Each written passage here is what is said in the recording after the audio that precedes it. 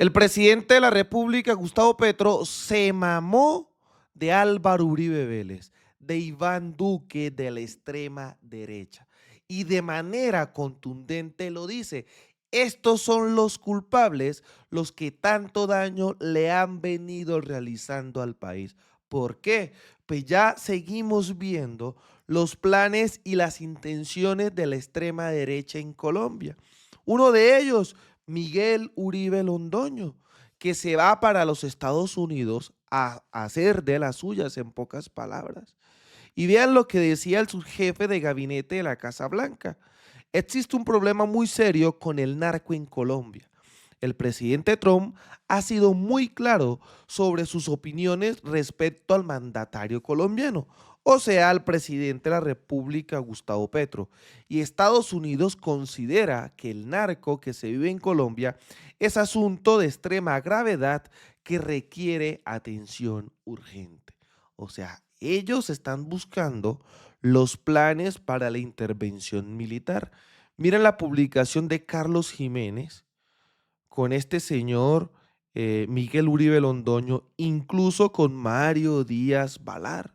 Miren, ha sido un honor reunirme con dos grandes líderes de los Estados Unidos de América, los congresistas Díaz Balar y Jiménez. El fin de los narcos y de sus cómplices en este gobierno están cada día más cerca. Hágame el bendito favor. Los golpistas se reúnen en los Estados Unidos para ir por el presidente de la República, Gustavo Petro. Esto fue lo que mamó al señor presidente de la República, Gustavo Petro. Y veamos la durísima respuesta de cómo Duque, Uribe Vélez y estos miembros de la extrema derecha son los culpables de lo que ha pasado en el país y cómo Petro lo señala de manera tajante. Así que prestémosle mucha atención a la siguiente información.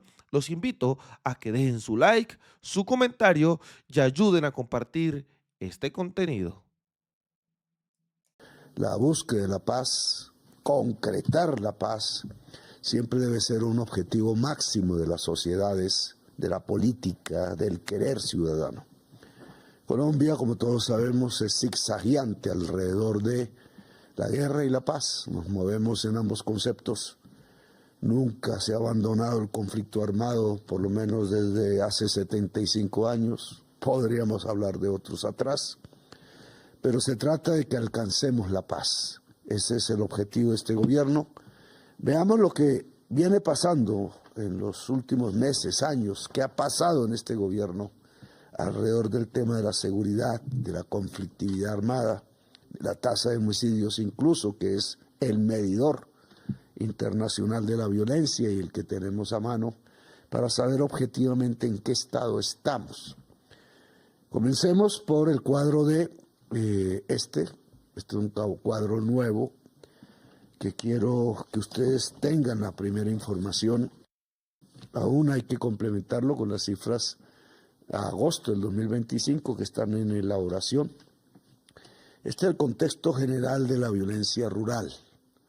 Tiene que ver con los cultivos ilícitos, tiene que ver con la explotación ilegal del oro, fundamentalmente en manera menor, pero existe. Tiene que ver con la explotación de minerales, de tierras raras le llaman, como el coltán y otros, que se está dando básicamente en las selvas del Guaviare, en las selvas del Bichada, y que se extienden casi por toda la selva amazónica, generando una mafia alrededor de estos temas. En la economía ilícita es que se construye la mafia, se construye el narcotráfico, lo que tiene que ver con la cocaína, pero se van articulando los ilícitos en lo que yo denominé las bandas multicrimen, que cada vez tienen más carácter multinacional. ¿Qué significa este cuadro? Este cuadro, como podrán ver, que es Fuente Policía Nacional, un sistema que tiene de vigilancia satelital sobre los cultivos de hoja de coca, y muestran una serie de tendencias que me parecen interesantes para entender qué ha pasado y lo arbitrario, entre otras cosas, de las medidas tomadas contra Colombia, como la desertificación. En colores hay diferentes categorías. El color verde es una cifra que podría ser positiva dependiendo de si crece, que es negativa dependiendo de si cae. Y quiero explicarla bien. Fíjense que entre el año 2000, marzo-agosto del 2018, donde comienza el cuadro, termina en agosto del 2025, recoge una parte del gobierno Duque, una parte, lo que llevamos del gobierno mío, y mide unas tendencias que me parece importante que ustedes conozcan. Hay un salto en la línea verde indudable en todo el periodo que se da entre marzo y agosto del 2018 y abril-agosto del 2019. Esa línea verde se denomina áreas no productivas de cultivo de hoja de coca, es decir, áreas que se abandonan por parte del campesinado. Puede que haya el cultivo viejo, va muriéndose. Esta cifra era muy importante. Lo que ocurrió entre el 2018, quizás venía de atrás, hasta el año exactamente agosto del 2019, era que los campesinos estaban abandonando los cultivos de hoja de coca. Recuérdenlo ustedes, pónganlo en la historia, es inmediatamente después del proceso de paz con la FARC, 2017. El gobierno de Santos en ese momento, los campesinos, de acuerdo al proceso de paz, a uno de sus capítulos, están esperanzados, se inscriben en cerca de 93,000 familias y quieren que a cambio de sus cultivos se entregue una serie de recursos en un programa que se denominó el PENIS. Esa es una parte del acuerdo de paz, está declarado ante el Consejo de Seguridad de Naciones Unidas y debe ser respetado. Incluso se mantuvo en la última reunión. Tiene una vigilancia internacional y una necesidad de ser cumplido por el gobierno de Colombia, por el Estado colombiano, no por cualquier gobierno, sino el conjunto del Estado. Hasta el mes de agosto del 2019, los campesinos fueron abandonando los cultivos de hoja de coca. ¿Qué pasó ahí? Lo voy a decir con palabras que quizás no les guste a toda la sociedad colombiana. Pero ahí se abandonó el PENIS. Ahí se hizo trizas la paz, entre comillas. Ahí comenzó la construcción de la violencia que actualmente estamos viviendo. Se desploma la línea, fíjense ustedes, hasta exactamente aquí más o menos un punto de quiebre, agosto del 2020. Desde entonces se ha mantenido más o menos estable y en nuestro gobierno empieza a tener en este agosto 2024 una subida, entre abril del 2023 y agosto del 2023 otra subida. Es decir, aquí hemos vuelto a tener abandonos menores que los que hubo después del proceso de paz, pero incrementos de campesinos que dejan sus cultivos de hoja de coca. Este es el fruto de lo que yo llamo retomar, porque se abandonó la sustitución voluntaria de cultivos, que sumados en este momento es 22,000 hectáreas de las que había en hoja de coca sembradas. Ahora bien, esta es la parte, digamos, que habría que analizar frente al proceso de paz, pero tiene una incidencia ya en el total de cultivos de hoja de coca, que es la sumatoria de 3 colores aquí presentes. Los lotes productivos estables es lo que se mantiene como cultivos de hoja de coca permanentes. Hay los nuevos cultivos, lo que se incrementa como nuevas áreas, y tenemos los cultivos retomados, que es cultivos que se habían abandonado pero que comenzaron otra vez a ser producidos para la producción de cocaína. Ese naranjado, que es cultivos retomados, va en contravía de la línea verde, y miren ustedes cómo hay una tendencia creciente entre diciembre y abril del 2019 hasta este punto de inflexión, que es abril-agosto del 2023, iniciado mi gobierno, en donde sube permanentemente los cultivos retomados. Nosotros lo hacemos bajar. Y es un dato positivo en mi gobierno. No es permanente, pero la tendencia, si juntamos estos dos puntos hasta el 2025, es a una caída de los cultivos retomados. De nuevo creo que tiene que ver con el programa de sustitución voluntaria de cultivos, que en mi opinión es una política que debe ser profundizada, ahora es comenzando, y que puede traer un gran resultado en la desnarcotización de la sociedad y de la economía colombiana. Ahora, las líneas rojas tiene que ver con los nuevos cultivos, más o menos tiene esta condición estable aquí en agosto y diciembre, que empieza mi gobierno, cae y se mantiene en un nivel más bajo, que también coincide con la sustitución voluntaria de cultivos. La línea azul es el problema mayor. Esa línea es los cultivos productivos están siendo utilizados para la producción de la cocaína estables. Se ha mantenido en el tiempo, ese es el mapa. Fíjense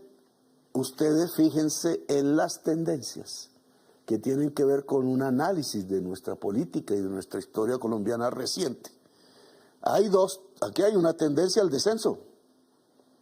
Se da entre agosto del 2018 y el abril del 2020. Coincide con que los campesinos van abandonando los cultivos de hoja de coca. Tiene que ver con el proceso de paz. Esta tendencia es el efecto de un proceso de paz firmado entre Santos y la FARC, respetado en el primer año por Duque, pero que empieza en estos años con una otra tendencia que también tenemos que analizar. Aquí pasa pues, la enfermedad del COVID, que obviamente incentiva la producción de hoja de coca, se mantiene creciendo y tiene que ver con la destrucción del PENIS. Y este crecimiento, esta línea que junta, está pendiente, que significa la tasa de crecimiento entre diciembre y abril del 2020 y más o menos diciembre del 2023, es el fortalecimiento de la violencia en Colombia. Aquí todos los grupos armados que estamos viendo hoy actuar se reconstruyen o se construyen y se van fortaleciendo alrededor de esta economía que hace que el número de hectáreas pasemos de 200.000 hectáreas cuando arrancamos de un nivel muy bajo, hasta que recogimos en nuestro gobierno y se da la primera caída en todo el periodo. Nosotros logramos en el año 2023 hasta agosto del 2023 una caída.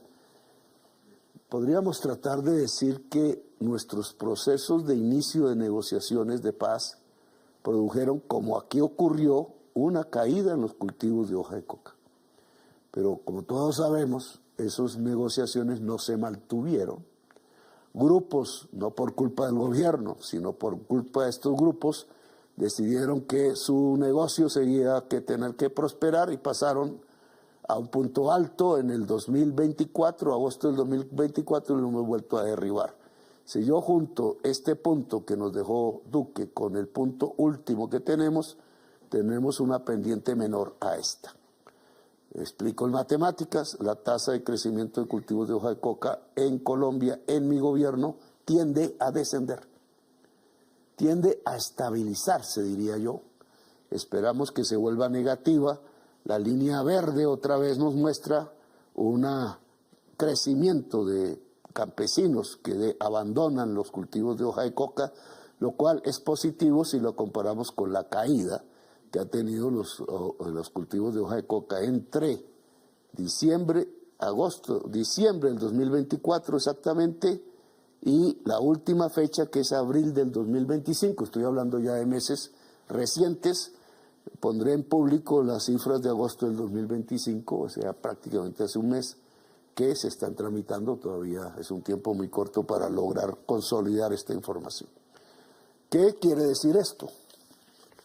Que el gobierno de Petro ha logrado que la tendencia exponencial que traíamos prácticamente desde diciembre del 2020 tenga un punto de inflexión y empiece una estabilización en cero, Si yo hago la tasa de crecimiento de cultivos de hoja de coca entre el 24 y el 25, desde el 23, da 2.5% de crecimiento anual. Una tasa baja que tiene que volverse negativa. No grito de optimismo porque ya prácticamente no crecen los cultivos de hoja de coca en Colombia, porque lo que se trata es de disminuirlos y sustancialmente. Esto va un poco en contra de la tesis de certificar a Colombia. Nunca se debió haber hecho eso. Si había algo de qué preocuparse, pues arrancó en diciembre, abril del 2020. Hemos logrado salir de esa etapa. No debió ocurrir lo del 2020 hasta el 2023, que fue el abandono del programa PENIS, el abandono de la sustitución voluntaria de cultivos. Bien, pasemos a los siguientes cuadros. Aquí ya empezamos a ver las reacciones desde el punto de vista del número de combates. Obviamente, toda la fase de caída de la conflictividad en el proceso de paz de Santos trajo como consecuencia una caída de los combates hasta el 2016-2017, fue el menor momento. Se mantenían 166, 167 combates al año. Y una vez se hace triza la paz, pues empiezan a crecer los combates hasta llegar a niveles en el 2019-2020 de 500, 470. Cuando nosotros retomamos la posibilidad de la paz, volvieron a caer a 295, pero el abandono de la paz de muchos grupos que hoy pues están en actividad armada ofensiva, no todos, pero la mayoría, pues otra vez nos hace retomar los combates a los niveles que tenía Duque, con unas cosas que hay que aclarar y que la ciudadanía debe tener. De 1.404 combates que se han librado en mi gobierno, desde el 7 de agosto hasta el 17 de noviembre del 2025, miren esta cifra. ¿Quién dijo que la fuerza pública se quedó quieta? Mentiras. Son 1.404 combates. Pero en esos combates solo ha habido 13 bombardeos. Es decir, la decisión de bombardeo que la toma el presidente de la República. Muchos de estos combates a veces son encuentros, incluso por el azar. Otros son planificados, pero el presidente de la República toma la decisión en lo que yo llamaría las acciones estratégicas y ofensivas de la Fuerza Pública de Colombia. Yo tomé la decisión del Plateado, por ejemplo, por lo que sabíamos de las circunstancias de esa región, de ese poblado en el Cauca, de Argelia, corregimiento de Argelia.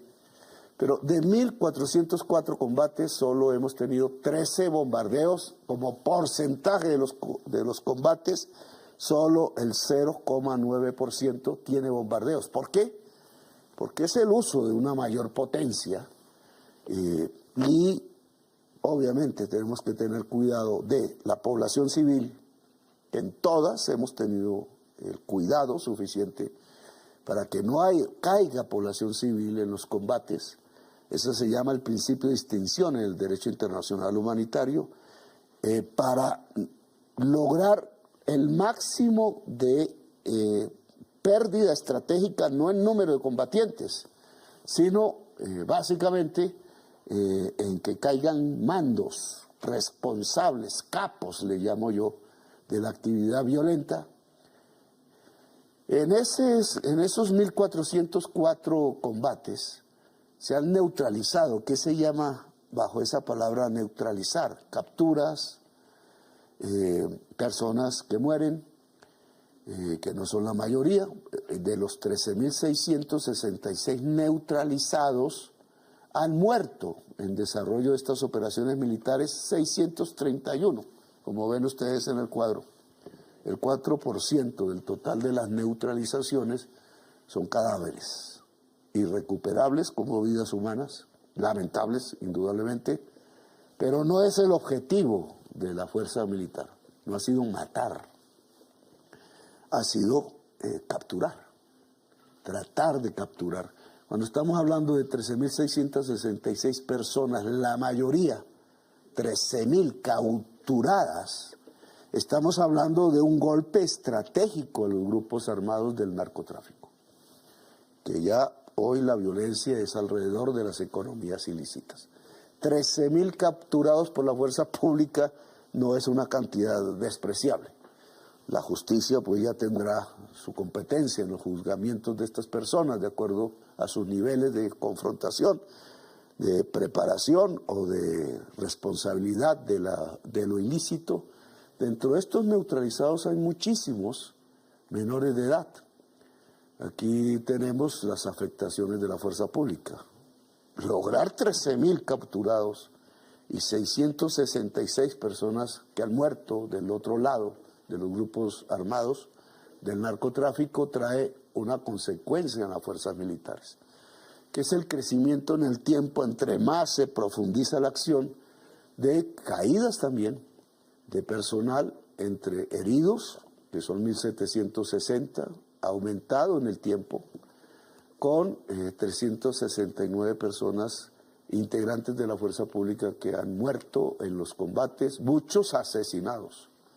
Ahí hay una diferencia terminológica, pero cuando, por ejemplo, el Clan del Golfo mata a un policía que está por ahí, no en actitud defensiva, pues eso es un simple y puro asesinato de una persona que está en estado de indefensión, incluso es un crimen de guerra si se vuelve sistemático.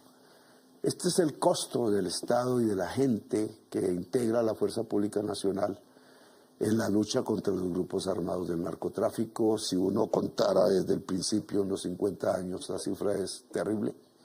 Si uno contara los civiles muertos alrededor del tema del narcotráfico, por cualquier razón, la cifra se eleva a 300.000 personas muertas desde hace 50 años, con un nivel muy alto que hubo en el 93, medido por tasa de homicidios. Nosotros tenemos la tercera parte de las personas que murieron asesinadas si la comparamos con el año 93, cuando la población colombiana pues era mucho menor.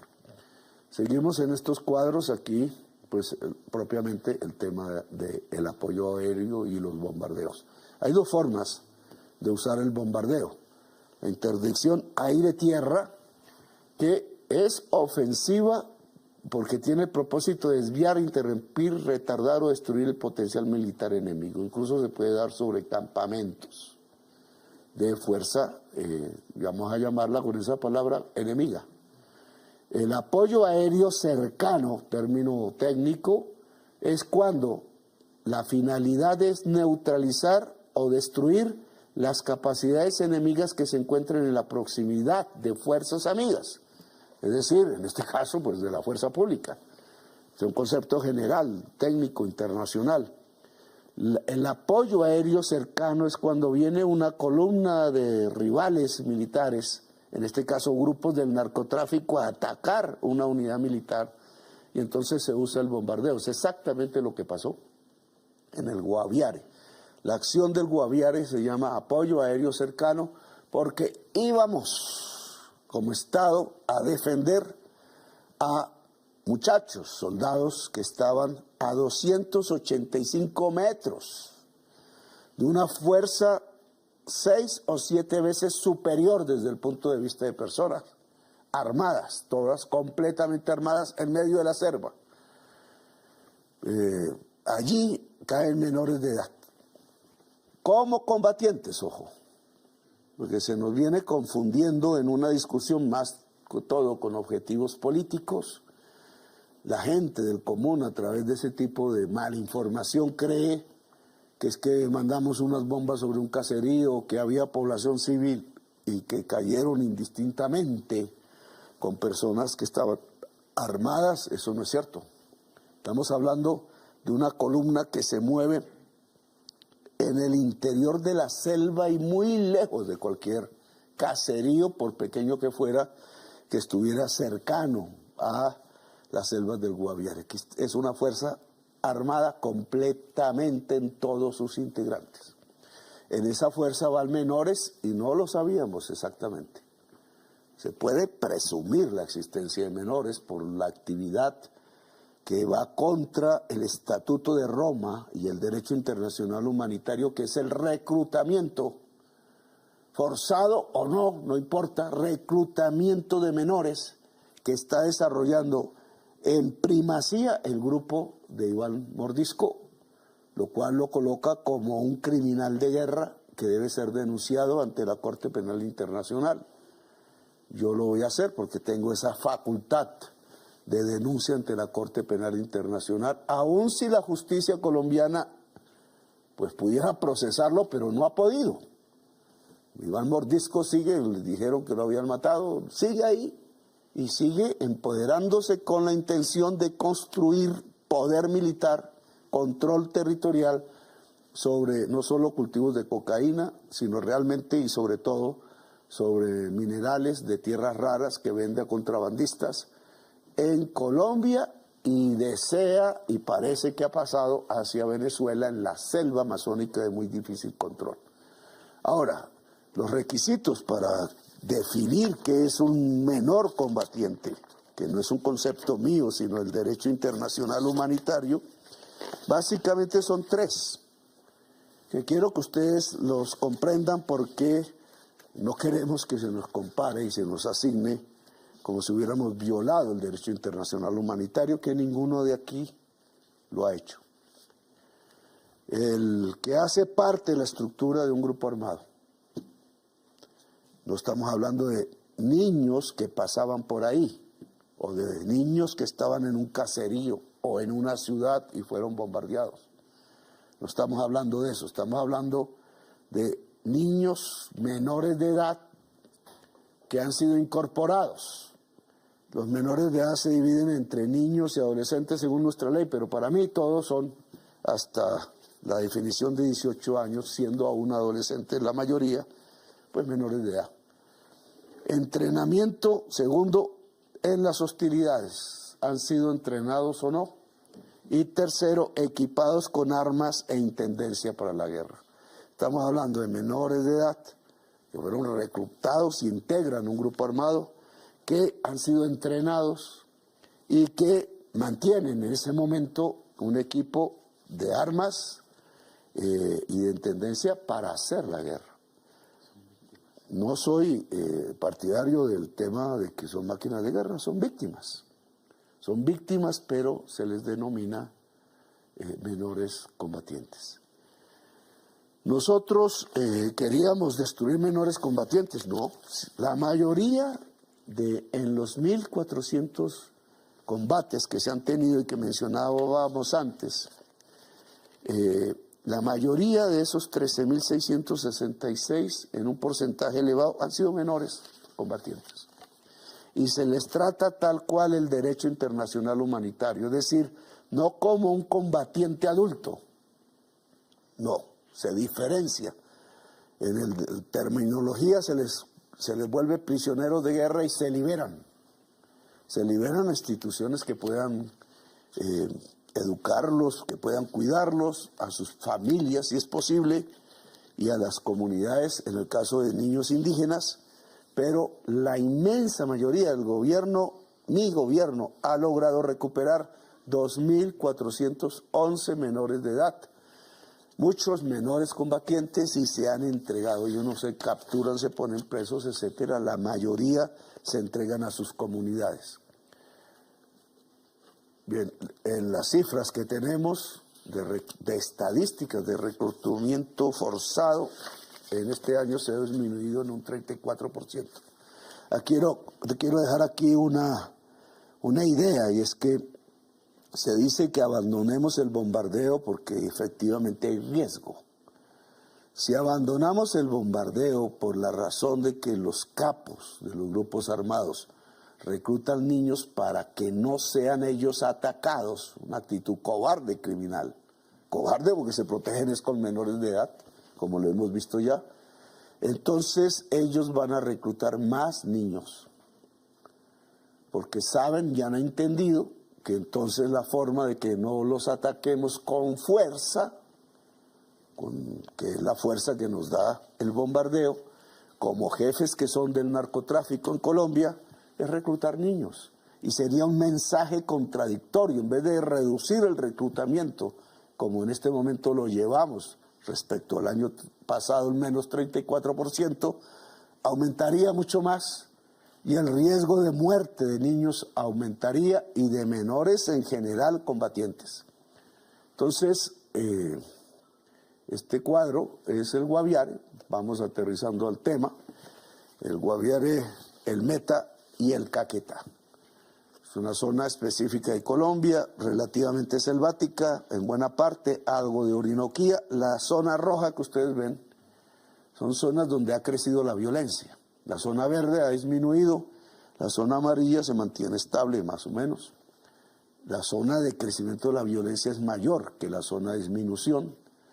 En cifras es evidente, en términos de homicidio intencional, del 2024 al 2025 creció 34,6%, toda la zona.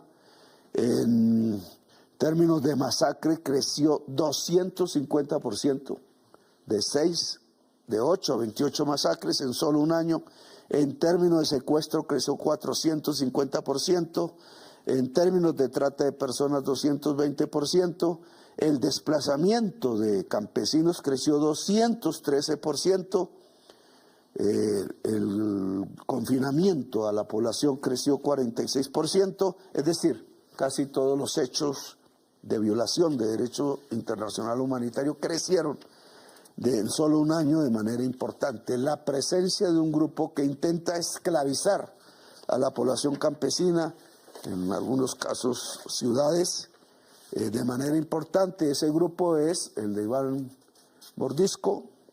Iván Mordisco vende cocaína, y voy a decirlo públicamente, le he pedido al Estado colombiano en sus diferentes formas y al gobierno en nuestra fuerza pública que investigue esto a profundidad y logre la captura del capo de capos que maneja el señor Iván Mordisco, al cual le vende la cocaína. Se llama el señor Alirio Zárate, alias Runcho. Se mueve también en la altillanura colombiana. Acaba de matar al señor alias Sinaloa, alias Boyaco, en el Putumayo, otra zona de alta producción cocainera. Ahí hay un lavador de dólares del señor, cuyo nombre aún no menciono porque debe ser parte de la investigación. Pero aquí no solamente se trata de un combate militar, sino siendo economías ilícitas, es jurídico-militar. Y por tanto hay que capturar al capo que maneja las fuerzas de Iván Mordisco y a Iván Mordisco, que es su cliente y que es un narcotraficante alto, jefe del narcotráfico de nombre Alirio Zárate. Es una orden que le ha dado la fuerza pública. Ojalá la Fiscalía nos ayude en este propósito. Bien, este grupo ya tiene varias bajas, lo hemos debilitado, actúa en el Cauca, con sevicia contra la población civil y contra la población indígena, ha reclutado buena parte de 240 menores de edad de los cabildos y de las comunidades indígenas. En todo este tiempo ha venido perdiendo mandos. Estamos ya detrás de los mayores bandos. 2 del Cauca se entregaron incluso pacíficamente. Estas son noticias sobre todos los temas de las gentes de Iván Mordisco. Creo que todo el mundo sabe las bombas que pusieron en Cali, las tomas de pueblos en el Cauca, la muerte de 8 religiosos que eran líderes sociales en el Guaviare, la lucha cuando se mostró un video en una guerra entre estos dos grupos, alias Calarcá y alias Iván Mordisco, de muerte. Llevaban volquetadas de cadáveres, muchos de ellos se veía de menores de edad, de muertes entre ellos. Parece que un frente de Iván Mordisco contra otro frente de Iván Mordisco. ¿Por qué se presenta eso? Porque esto no están pensando en ideologías ni cosas por el estilo, estos simplemente están pensando en la codicia. Y entonces, ¿quién controla más una economía ilícita, etcétera? Este es el mapa, voy a explicarlo, porque esta es la operación misma. Aquí los detectamos, 7 de noviembre de 2025. Ya había aquí una filtración, un método de filtración, los que estuviéramos ajenos a ellos, pero aquí se presenta el primer combate. 7 de noviembre del 2025, estamos hablando de unos días hace. Y por tanto empieza un registro de su movimiento entre el 7 de noviembre y la fecha última, que es exactamente hace, ¿cuánto fue? 3 días, ¿no? 10 de noviembre. O sea, estamos hablando de este movimiento en 3 días, que lo detectamos. Los métodos no se los voy a contar por ahora. Hay 8,4 kilómetros aquí en un terreno normal, estos son 2 horas, pero se vuelven 3 días porque esto es selva pura. Aquí no hay más que selva. Está el río ¿cómo es? Itilla, es lo único que está cerca, lo demás son selvas, estos pedazos pelados. Es el desastre que están cometiendo, tratando de volver haciendas, lo que es selva.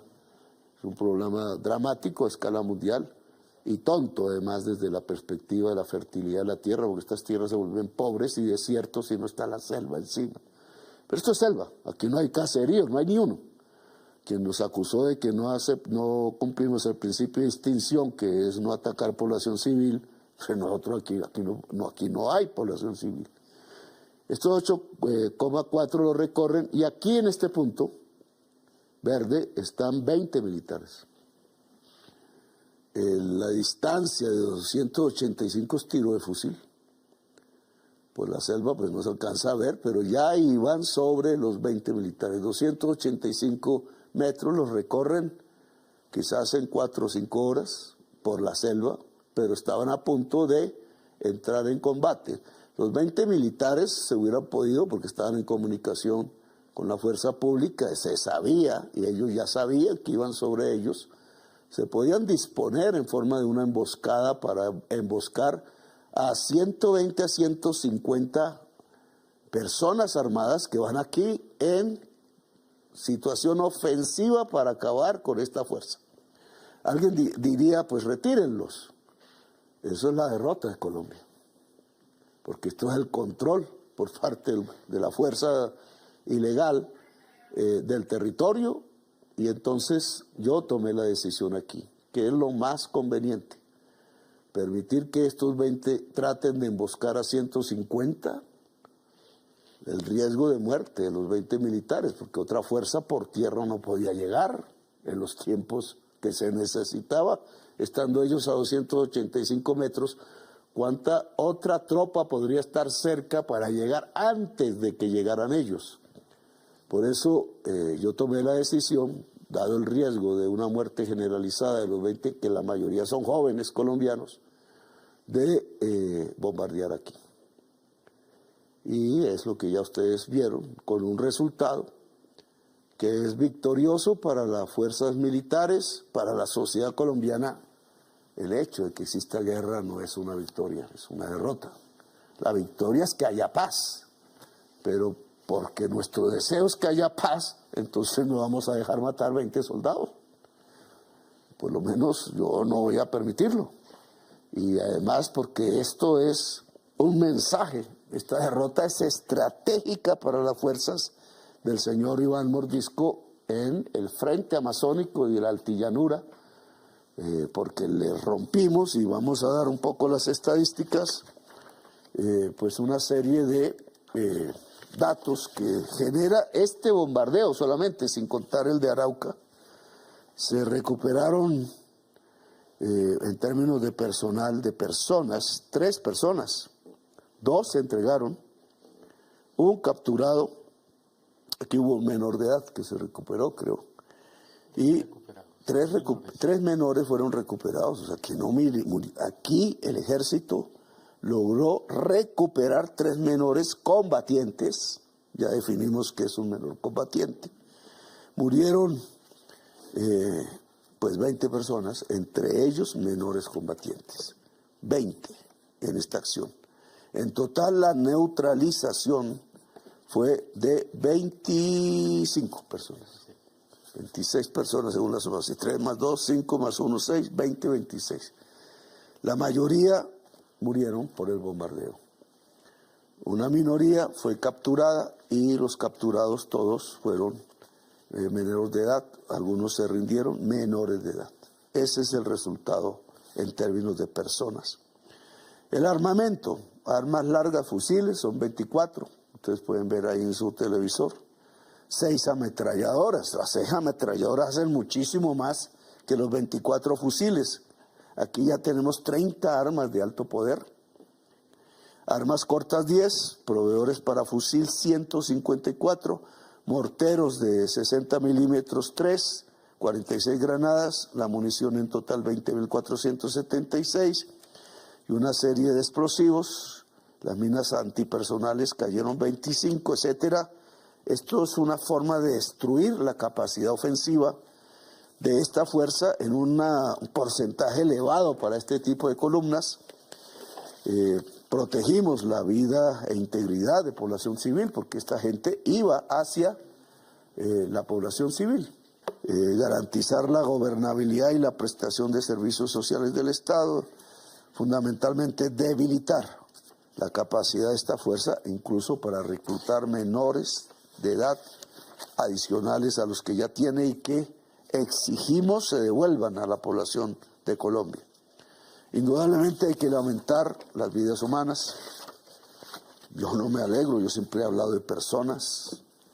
Son personas, seres humanos que mueren y en el caso de menores combatientes, pues es una vida por delante que el país pierde. Claro que el Estado tiene una responsabilidad aquí, que es las zonas de origen de estas personas, que también están identificadas, porque son zonas en general de pobreza. Disminuir la pobreza de regiones excluidas completamente del desarrollo nacional por siglos.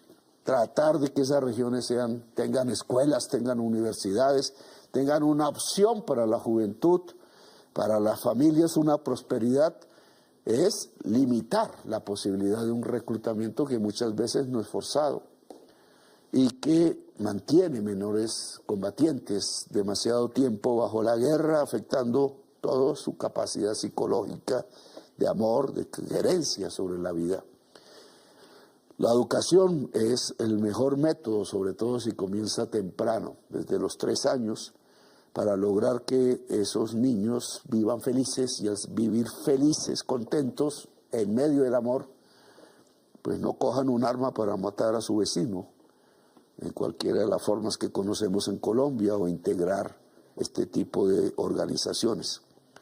Estas organizaciones no giran sino alrededor del narcotráfico. Por tanto, desnarcotizar a Colombia hoy, desde el punto de vista de incluir el campesinado en el progreso social, todo esto se realiza en medio de zonas indígenas, de negritudes, de campesinado mestizo, rurales. La integración del mundo campesino, indígena, de negritudes rurales es fundamental para la paz de Colombia. Por eso buena parte de la inversión debe dirigirse a estos objetivos, la mayor parte de la inversión. Armar la fuerza pública también es fundamental, porque es una estrategia político-militar, sociomilitar, si ustedes quieren.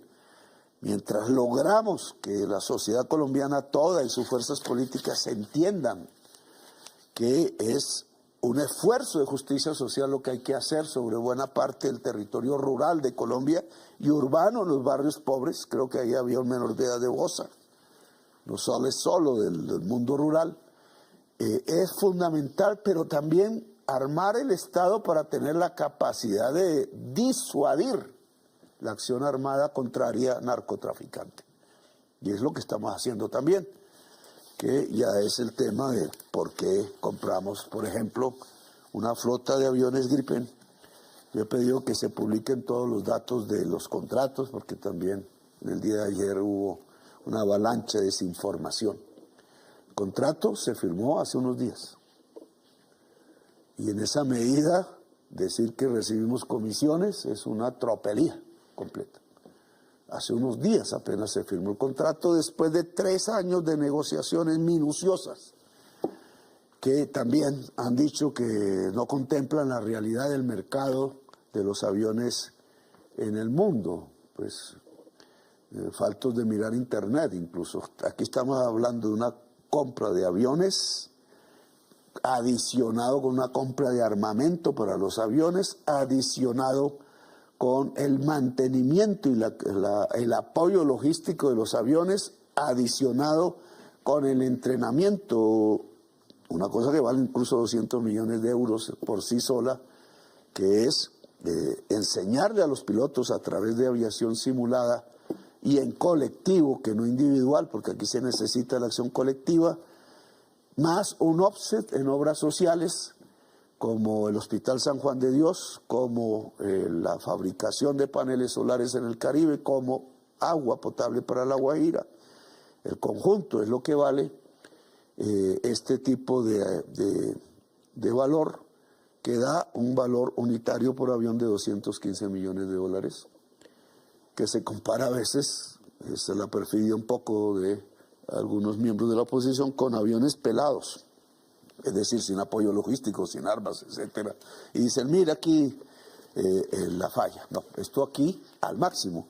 Y le pedí al Estado sueco, que tiene una alta calidad en transparencia, que cualquier funcionario que se acercara a pedir comisiones fuera denunciado a mí mismo, porque no aceptaba un solo euro de negociación con una necesidad que tiene Colombia, que es reemplazar su flota de Cafir, que tiene 50 años, está a punto de quedarse en tierra, por una fuerza disuasiva, que es fundamental, ojalá no se utilizará nunca, disuasiva fuera de Colombia o al interior de Colombia, de ataque a la sociedad colombiana.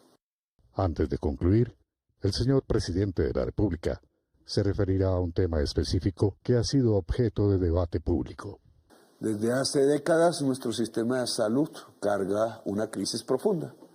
Intermediarios que hicieron de la enfermedad un negocio, familias enfrentadas a barreras injustas y decisiones financieras puestas por encima de la vida. Una salud vuelta a negocio. Por eso este gobierno defiende con firmeza la transformación que la ciudadanía eligió en las urnas, aun cuando algunos sectores políticos, los mismos que se opusieron a cualquier cambio, a las pensiones, al aumento salarial, hoy hunden el barco como la reforma y luego se presentan como los únicos que venden chalecos salvavidas. Así alimentan el caos para pedir más poder mientras el pueblo sufre. En medio de esta confrontación salud, en una locución del 15 de julio se confundió. La frase es que tenemos un sistema criminal porque muere personas que podrían salvarse simplemente aplicando la ciencia que hay en el momento, y mueren porque el negocio no da. Se confundió con que estaba diciendo que un señor, el señor Michael Grajales Jiménez, era el criminal. El criminal es el sistema y por eso debe cambiar. Y por eso debo decirlo explícitamente, fiel a mi compromiso con el Estado Social de Derecho. Y por tanto, cuando yo digo criminal me refiero al sistema. Hay personas individualizadas que la justicia debe juzgar porque se robaron el dinero por manos llenas, billones de pesos, o porque acaparan los medicamentos y ahí son criminales. Hemos descubierto con la Policía Nacional lugares exactos y empresas exactas con nombre propio en donde se acaparan medicamentos de uso incluso fundamental como la penicilina o como la insulina, etcétera. Pero debo ser justo en reconocer que esa crítica estructural al modelo tiene unos límites que solo la justicia colombiana debe pasar como juicio personal individualizado. Entonces el señor José Miquel Grajales creyó que yo estaba usando esos términos para acusarlo a él de criminal y para referirme a él como una relación de supuesta financiación de campañas políticas. Es la empresa donde estaba él, donde aparece en varias campañas políticas electorales financiando partidos políticos, y la empresa es extranjera. Y yo no puedo permitir que eso que la Constitución colombiana prohíbe se haga. Ningún extranjero puede financiar campañas políticas o actividad política en Colombia, ni en el pasado, ni en el presente, ni hacia el futuro en las próximas elecciones. Hay que vigilar de manera muy intensa el que dineros internacionales no lleguen a financiar y desequilibrar la actitud libre que debe tomar la ciudadanía en escoger lo que quiera. Como sustitución ya en los próximos años de este gobierno, me acusaron muchísimas veces de quererme reelegir, llenaron páginas enteras, pero eso no fue cierto y ustedes van a elegir el próximo o la próxima mandataria del país. Ahora, yo tengo la facultad de declarar qué personas pueden volverse ciudadanos. El Estado colombiano determina quiénes entran al país, quiénes no. Yo tendría una facultad también en ese aspecto, lo han usado otros gobiernos. Eso será un tema que discutiré en otros términos. En general, conservo el principio de que en Colombia, a pesar de los ataques de gobiernos extranjeros, puede entrar el que quiera entrar siempre y cuando no sea para destruir el Estado social de derecho y la tranquilidad de la ciudadanía colombiana. Gracias, muy amables por haberme escuchado.